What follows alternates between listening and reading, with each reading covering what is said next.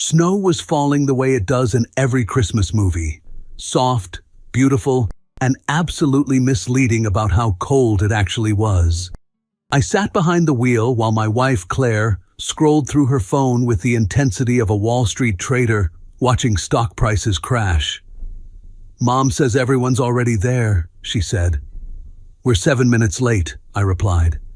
"That's fashionably on time." "Not for my family." "Yeah, I noticed that last Thanksgiving when they scheduled dinner like it was a NASA launch." She shot me a glare. It was the glare that had, "Please pretend to be rich for the next 2 hours," written all over it. We parked in front of her parents' mansion. Sorry, house. Apparently only poor people say mansion. Their Christmas decorations looked professionally installed, which they probably were. Even Santa's sleigh on the roof looked like it had a mortgage. As we walked up the steps, Claire whispered, "Please just behave. Define behave. No sarcasm. So no speaking?"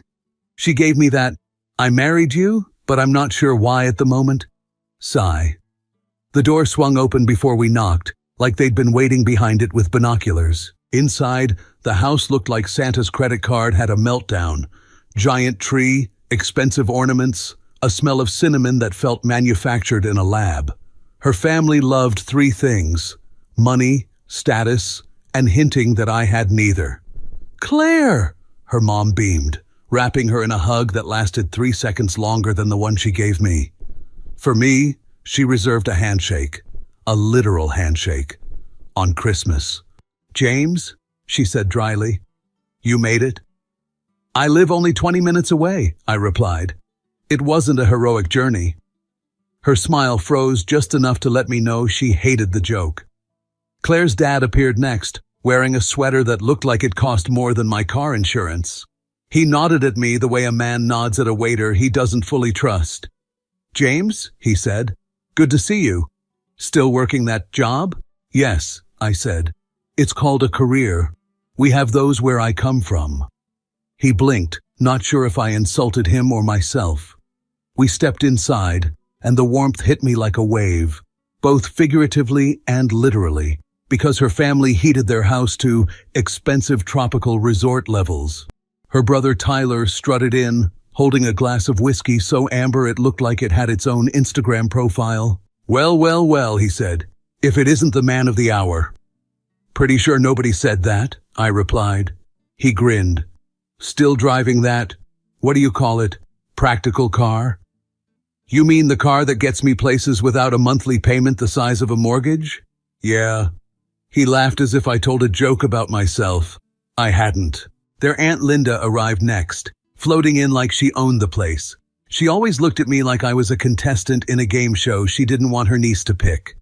"James," she said with her trademark polite disgust smile, "you look comfortable."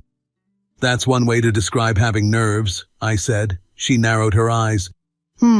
Yes. Claire has always had unique taste." "Ah, yes. The 'you're not good enough for her' line, disguised as a compliment.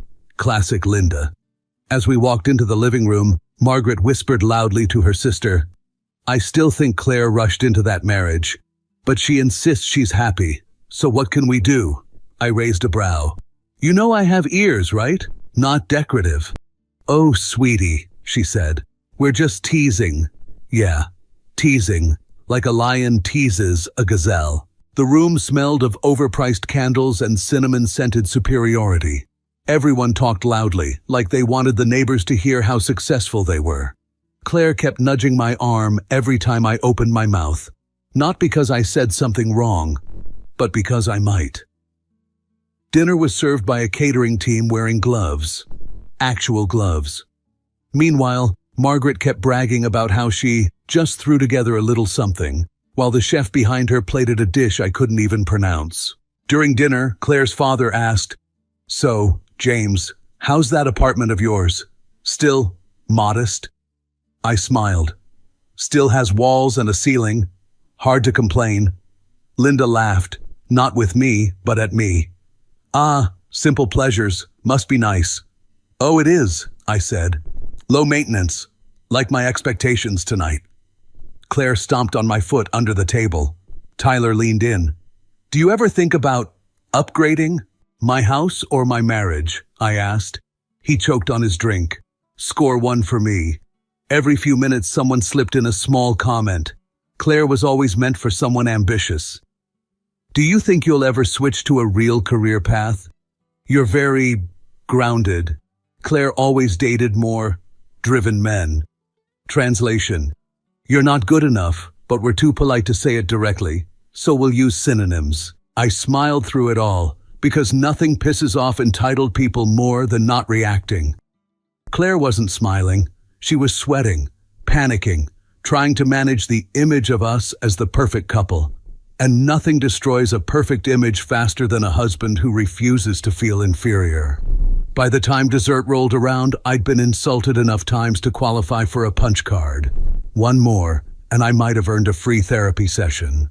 Claire leaned toward me and whispered, "Please stop provoking them." I'm literally eating cake. Your face is provoking them. Well, then I'm doomed. But even with all the jabs, the gift exchange hadn't started yet. And that was the main event. The Super Bowl of judgment. The Olympics of financial flexing. The part where Claire desperately needed everything to be perfect. She was already on edge. Her family was already circling like sharks. And we hadn't even reached the moment that would blow everything up. After dessert, everyone migrated toward the Christmas tree like it was the altar of some upper-class holiday religion. The lights twinkled aggressively, as if reminding me I didn't belong here. Claire adjusted her dress, her hair, her smile, everything except her attitude. This is the moment, she whispered.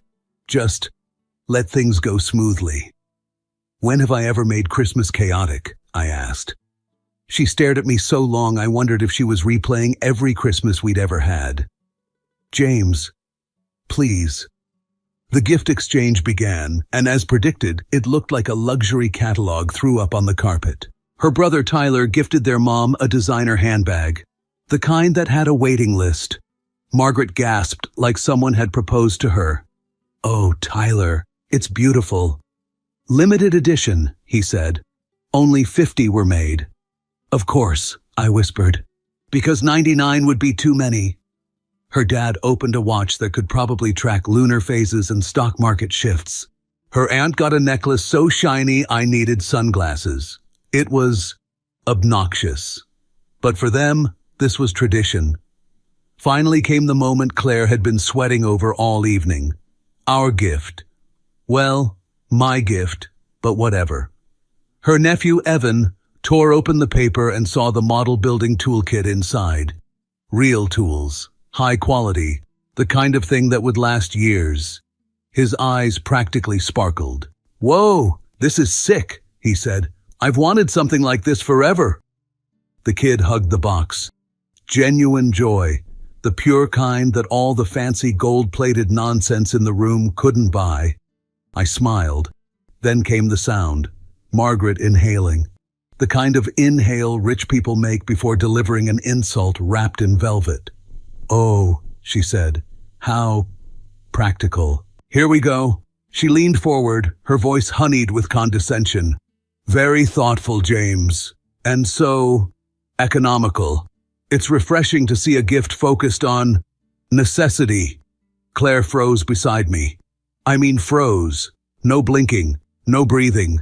Her soul left her body and went to hide behind the Christmas tree. I waited for her to jump in, redirect the conversation, say something like, Mom, the boy loves it. But she didn't say a word. She just stared at me, wide-eyed, silently screaming, Fix it. I didn't fix it. I wasn't apologizing for a good gift, not to a woman who thought emotions should come with a price tag. We moved on. Everyone opened more gifts, more jewelry, more bragging, more shiny nonsense. But Claire never recovered from that moment. Her jaw stayed tight, her shoulder stiff, her eyes laser-focused on me like I'd personally lowered her family's net worth. As soon as the last gift was opened, she grabbed my wrist. Kitchen. Now. Here we go. Round 2, holiday edition. She pulled me into the kitchen so fast I almost took the tree with me. The second the door swung shut, she hissed, What is wrong with you? Short list or long list? I asked. James, she snapped. You embarrassed me. I gave a thoughtful gift to a kid who loved it, I said. If that's embarrassing, I think the problem isn't me. You made us look cheap. Pretty sure your brother's watch collection cancels that out. She ran a hand through her hair like she was trying to rearrange her frustration into a bun. You know how my family is? You know how important appearances are? That's exactly why I don't play along, I said. I'm not performing for your mom's approval. This is why they didn't want us to get married, she whispered harshly. You never try to fit in. I stared at her. Wow. There it was, the quiet part, spoken loudly. So that's what this is about? I said. Them not approving of me? They just want what's best for me, she said. Oh? And what's best for you? A guy who buys overpriced jewelry so they'll pat him on the head? Don't twist my words. I'm not twisting anything. I'm standing right here, hearing exactly what you said. She exhaled, eyes wild. Look, just go out there and say something. Make it better. Like what? Sorry I gave a meaningful present instead of a gold-plated toothbrush? James, please. No, I said calmly. I'm not apologizing. She blinked, shocked. I don't think she ever expected me to refuse. And that refusal broke something in her.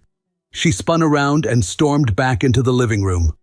I followed, not because I wanted a fight, because I knew a storm was coming.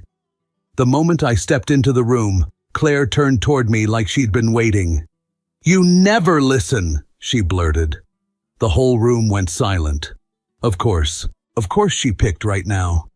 Claire, I said gently but firmly, let's talk about this later, not in front of everyone. No, every time I ask you to do one thing, you do the opposite. That's not true, I said. And you're upset about something that doesn't. Don't you dare tell me how I feel. I kept my voice steady. We can step outside. We don't need an audience. She shook her head hard, eyes burning. This wasn't anger. This was humiliation. And she needed someone else, me, to carry it for her. If you're so miserable here, she said, voice rising, then maybe you should just... I saw the words form before she said them. Go. Just go. The room froze. Even the Christmas lights seemed to stop blinking. I looked at her. Really looked. She wasn't drunk. She wasn't joking. She wasn't losing control. She meant it. So I nodded once, turned, put on my coat, and walked out into the snow without saying a word. I waited outside. 1 minute, 3, 5. No footsteps behind me, no door opening, no James, wait. Just silence. So I got in the car and drove off into the cold. The snow outside looked almost peaceful. White, soft, glowing under street lamps. A direct contrast to my Christmas Eve, which had all the warmth of a divorce hearing. I drove for a while without music, which is how you know a man is rethinking his life. The radio played some cheerful holiday jingle. I turned it off immediately. I wasn't emotionally stable enough for someone to wish me a holly jolly Christmas. Eventually, the bright houses disappeared, replaced by empty roads and lonely streetlights. I pulled into the first motel that didn't look like I'd be murdered for my shoes. I walked inside. The receptionist looked 60, annoyed, and like she'd been smoking since the dawn of time. Room? She asked without looking up. Yes, one night. She slid a key toward me, an actual key, not a card. A key like the kind you'd use to open a barn. Room 12, don't mind the heater, it screams sometimes. Screams? Like a dying raccoon. Comforting. I walked into the room expecting the worst and was pleasantly surprised that the carpet only had one suspicious stain instead of several. The bed creaked when I sat down, like it was whispering, "Bro, you okay?" "No," I said to the bed, "but thanks for asking." I made motel coffee, which tasted like it had been brewed by someone who hated humanity. I sipped it anyway, because you can't sink lower than motel coffee at midnight after your wife kicks you out in front of her entire family. After a while, I lay back on the bed and processed the evening. Claire yelling, Claire demanding I leave, Claire's family watching like it was paid entertainment. What really stuck with me, though, was the moment after. When no one followed me. Not Claire, not her brother with the expensive whiskey, not even her dad, who treated me like a foreign exchange student he never approved of. Just silence. You'd think that would depress me, but no. It felt like clarity. Around 2:30 a.m. I laughed. Not a sad laugh. A "this is so insane it's almost funny" laugh. The heater screamed suddenly, just like the receptionist warned, like a raccoon that saw the rent bill. I ignored it, slept surprisingly well. At 9:14 a.m., my phone buzzed. A single message from Claire. "Where are you?" Not, "I'm sorry." Not, "Let's talk." Not, "I didn't mean what I said." Just, "Where are you?" Like I'd wandered off at Walmart. I replied, "You told me to go." The read receipt appeared immediately, then the typing bubble. Then it disappeared, then appeared again, then vanished for good. A masterpiece of non-communication. I waited for a follow-up. Nothing. At noon, I checked out. The receptionist nodded like she'd seen this exact scenario 15 times this week. I drove to Mark's place, my oldest friend, a man with a good heart and questionable taste in furniture. His apartment above the music shop always smelled faintly of guitar strings and instant ramen. I knocked. He opened the door wearing shark print pajama pants and holding a giant bowl of cereal. He blinked. "Dude," he said, "what on earth happened to you?" "My wife publicly exiled me from Christmas." He set the cereal down slowly. "Come again?" "She kicked me out, in front of everyone." "Like, jokingly? Do I look like she was joking?" He eyed me. "You look like a man who slept in a motel." "Exactly." He stepped aside. "Get in here. The couch is ugly, but it supports emotional trauma." I collapsed onto said couch. It squeaked but held. "So," Mark said, sitting on the armchair, "walk me through this disaster." I told him everything. The gift, the kitchen fight, the public meltdown. When I finished, Mark whistled. "Damn. That's one way to put it. She actually told you to get out? On Christmas Eve? In front of her entire family?" "Yes." "And you just left?" I shrugged. "She told me to." He nodded respectfully. "You know what? Good. Because if you'd stayed, you'd look weak. And if you argued, you'd look crazy. Walking out was the only power move available. That's why Mark is my friend. He gets it." He handed me tea. It smelled like hot cardboard, but at least it wasn't motel coffee. "What's the plan?" he asked. "Step 1, sleep. Step 2, figure out my life. Step 3, do not drunk text your wife." "I'm not drunk." "Even worse. Then you'll consciously text her something dumb." I laughed. "I'm not texting her anything." 5 hours later, my phone buzzed again. Claire. "So, are you coming home or what?" I stared at it. Mark peeked. "Oh boy, she's doing the classic pretend nothing happened strategy." I typed, "Not tonight." 3 dots appeared again, then vanished, then nothing. A beautiful trilogy of frustration. Mark clapped me on the shoulder. "Good. Make her sweat a little. It builds character." The next morning, while Claire was at work, I went home and started collecting my things. I grabbed clothes, tools, books, toothbrush, favorite mug, laptop. I didn't steal anything dramatic, didn't slam doors, didn't break picture frames. I simply packed. The house felt weirdly silent, like it knew. I left my spare house key on the kitchen counter. Claire called an hour later. The moment I picked up, she didn't say hello. She launched straight into, "Why are your things gone?" "Because I'm staying somewhere else for now." "You're being dramatic." "You told me to leave, Claire. I just finally listened." "I didn't mean it." "You said it. Loudly. In front of everyone." "Well, maybe if you didn't make everything harder."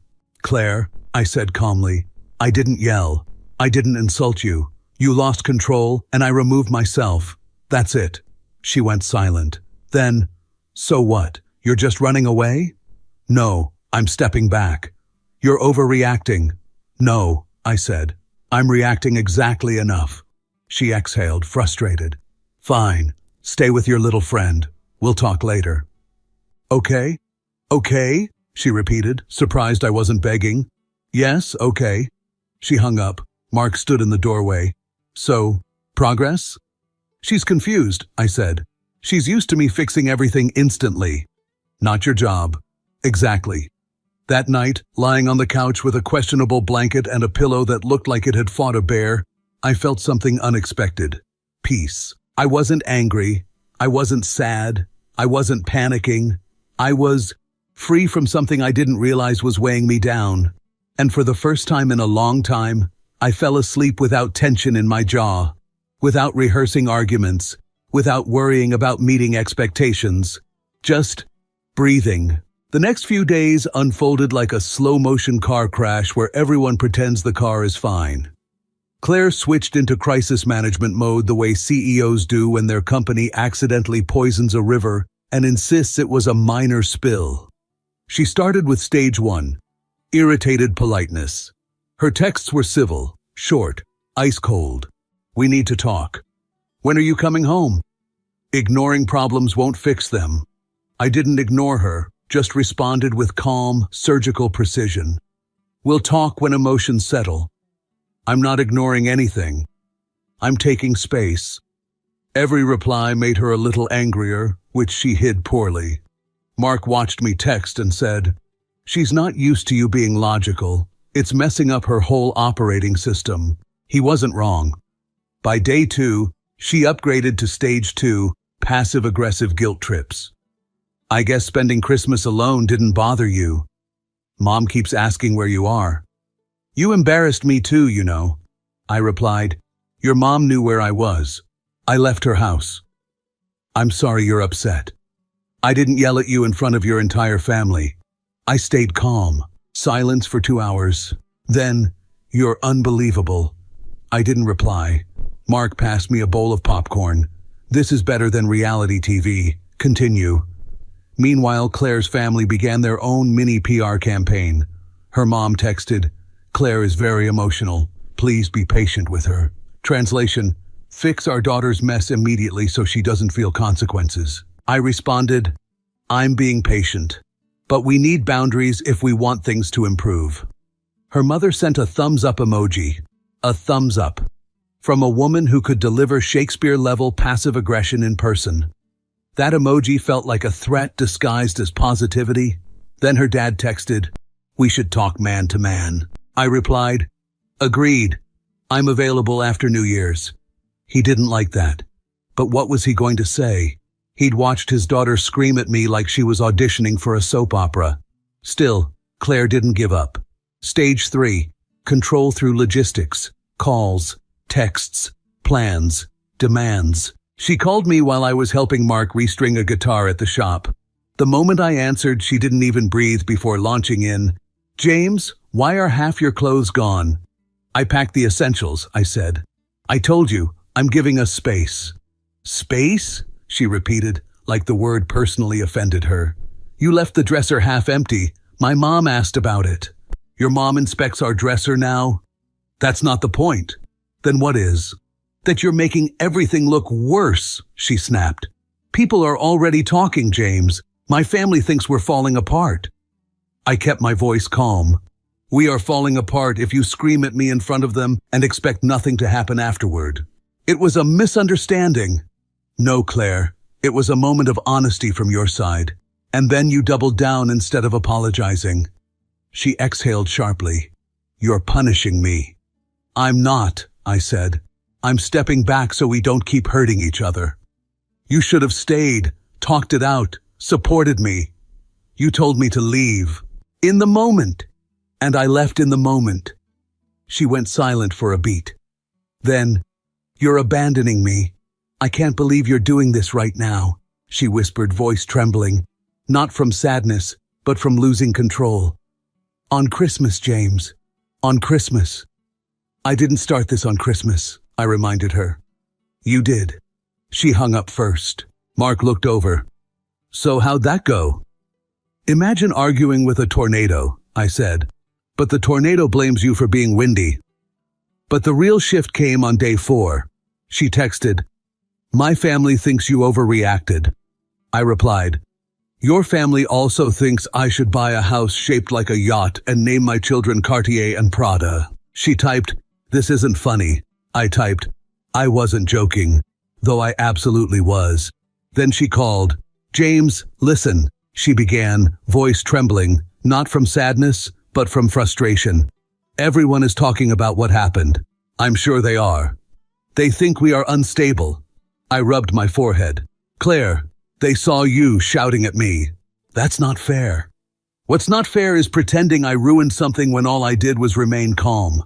She inhaled sharply. You could have helped me, smooth things over. So your family insults me, and I'm supposed to do public relations for you? Yes, she said, as if that were the most obvious thing in the world. There it was. The unspoken expectation, the invisible contract, the job I never signed up for, the husband as apology machine. Not anymore. No, I said simply. She froze. What do you mean no? No to taking blame I didn't earn. No to smoothing things over so your mother can sleep peacefully. No to pretending I'm beneath your family's standards. No to all of it. James, she whispered, shocked. You're scaring me. I'm being honest. That's what's scary. There it was again, the part of our marriage nobody talked about. She didn't want honesty. She wanted harmony at all costs, even if the cost was me. Later that evening, she tried a different approach. She called again. Her voice was soft this time, gentle even. Hey, she said, can we just reset? I miss you. I closed my eyes. For a moment, I felt that familiar tug, the old instinct to fix everything, to be the glue, the mediator, the apologizer. But then I remembered something. She didn't apologize, not once, not genuinely, not without conditions. And I had left that house because some part of me finally knew I deserved better than serving as a shield for her insecurities. So I said, I miss you too, Claire, but I'm not coming back into the same dynamic. She breathed out shakily. You're not being fair. I'm being fair to myself for the first time in years. Silence. Then she whispered, I don't know how to handle you like this. You don't need to handle me, I said. You need to listen. She hung up again. This time, I didn't feel defeated. I felt grounded. Mark tossed me a soda and said, Welcome to level 2 of independence. Level 3 includes cooking for yourself and not crying in supermarket aisles. I laughed. The strange thing was, I wasn't grieving the marriage. I was grieving the version of myself who kept making excuses for it. And slowly, day by day, the weight lifted. Claire kept trying. More texts, more calls, more cycles of anger, bargaining, guilt. But I wasn't reacting emotionally anymore. I wasn't trying to win, or apologize, or defend myself. I was simply standing, and Claire had never dealt with that version of me. By the end of the week, Claire had entered full crisis mode. Not the crying under a blanket type. No. Claire's version of crisis was to behave like a CEO whose employee, me, had suddenly stopped responding to her emails. Her first real attempt to regain control came on a Thursday afternoon. I was helping Mark reorganize the storage room behind the music shop when my phone lit up with her name. I considered letting it ring, but curiosity won.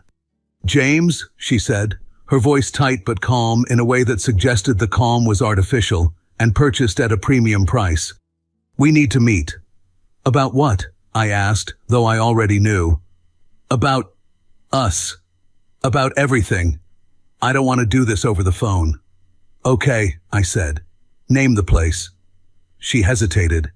Our house? Not home. Our house. Interesting. I'll meet you at the cafe on Elm. She wanted the home field advantage. I declined. A public place meant no shouting, no theatrics, no audience. She agreed after a pause. When I walked into the cafe, she was already there. Hair perfect, makeup perfect, posture perfect. She looked like she'd rehearsed 3 different speeches on the way over. Hi, she said stiffly. Hi. We sat. No touching, no small talk. She wasn't ready for vulnerability. She was ready for negotiation. I've been thinking, she began, and I understand why you were upset. It was the kind of sentence politicians say right before they admit nothing. I nodded. Okay. But, she continued, you also need to understand how I felt. All right. She blinked, surprised that I wasn't interrupting or defending myself. You embarrassed me, she said quietly. When my mother questioned the gift, you should have smoothed it over. You should have supported me. I didn't think your nephew's happiness needed smoothing over, I replied. She frowned. This isn't about him. I know, I said. That's the problem. Her jaw tightened. You're oversimplifying everything. My family has expectations. I'm not married to your family. You're married to me, she fired back. And you're choosing them over us, I said calmly. She inhaled, preparing another argument. But I continued before she could. You didn't just yell at me, Claire. You humiliated me. In front of people who already think I'm not good enough for you. You didn't defend me. You didn't walk outside. You didn't even apologize afterward. Her lower lip trembled, but she held it in place. I said things in the heat of the moment. You meant them, I said softly. You just didn't like the reaction. That hit her. I saw it in the way her eyes flickered, half anger, half fear. She looked down at her coffee. My mother thinks we should separate for a while, she whispered. I snorted. Of course she does. You don't have to be sarcastic. I do, actually, I said. Otherwise I'll laugh. Her head snapped up. Don't make this harder. I'm not making anything harder, I replied.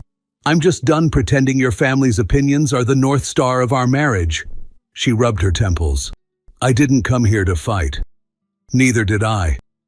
Then what do you want? She asked. A real apology, I said. Not for your family, not to look good. To me, she swallowed. I'm sorry. That night got out of hand. That's not an apology, I said gently. She sighed sharply, as if I'd asked her to solve world hunger. Silence stretched between us. Finally, she spoke again. Fine. I'm sorry I yelled. I'm sorry I said what I said. But you can't just leave every time things get uncomfortable. I left because staying would have been worse. She stared at me, blinking rapidly, as if tears wanted to come but pride shoved them back down. You've changed, she whispered. No, I said. I finally stopped shrinking. She recoiled a little, like the words physically struck her. Then she said the line that sealed everything for me. You're supposed to be on my side, James. I am, I said quietly. But I'm no longer on the side of your ego. She froze. No speech, no excuses, just sharp, stunned silence. For the first time since the marriage began, she saw that I wasn't playing the old role anymore. We sat for another minute, the hum of the cafe filling the space between us. Finally, she stood. I need time to think. Take it.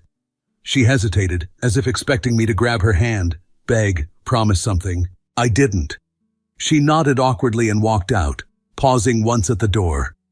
For a second, I thought she'd turn around and say something meaningful. She didn't. She left. Mark raised a brow when I returned to the shop. Well? She's processing, I said. That sounds like code for, she has no idea what to do now. I smirked. Accurate. Over the next 2 weeks, Claire cycled through emotional seasons like a broken thermostat. Anger. You're ruining our marriage. Guilt. You know my family means a lot to me. Victimhood. Everyone thinks I'm the villain now. Denial. We're fine. We just hit a rough patch. Control attempts. Why don't you come home and we reset? My parents will be civil this time. I didn't budge. Because something fundamental had shifted inside me. I wasn't playing power games. I was simply done living in a house where love depended on performance. And the calmer I became, the more she panicked. Because she'd never seen me hold the line before. In the weeks that followed, everything settled into a quiet, steady unwinding. There were no dramatic arguments or last-minute reconciliations. Just two people slowly acknowledging that the relationship had run out of space to grow. We handled the practical matters first. dividing accounts, sorting out the house, deciding who kept what. Each step felt strangely calm, almost procedural. The emotional ties that once made every disagreement feel explosive were no longer there. We weren't fighting anymore. We were simply letting things end. Her family had their opinions, of course. They shifted blame, rewrote the story in ways that made sense to them, tried to frame the breakup as impulsive or unnecessary. But their voices didn't matter anymore. What happened in that living room had shown me exactly where I stood and where I didn't want to stand again. Claire and I didn't become enemies, but we didn't pretend to be friends either. Over time, our conversations became shorter, rarer, and eventually stopped altogether. It wasn't bitterness, just distance settling naturally where closeness used to be. Months later, life felt lighter. I found a small apartment, uncomplicated and quiet, and filled it only with things that felt genuinely mine.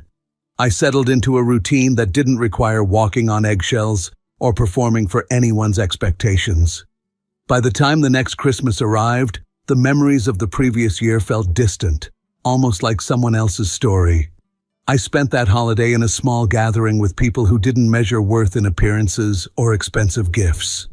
There, in a warm room filled with laughter and soft lights, I realized how different life felt when I wasn't constantly trying to prove myself. No grand revelations, no dramatic closure, just a simple understanding. Leaving that house wasn't the moment everything fell apart. It was the moment everything finally started to make sense.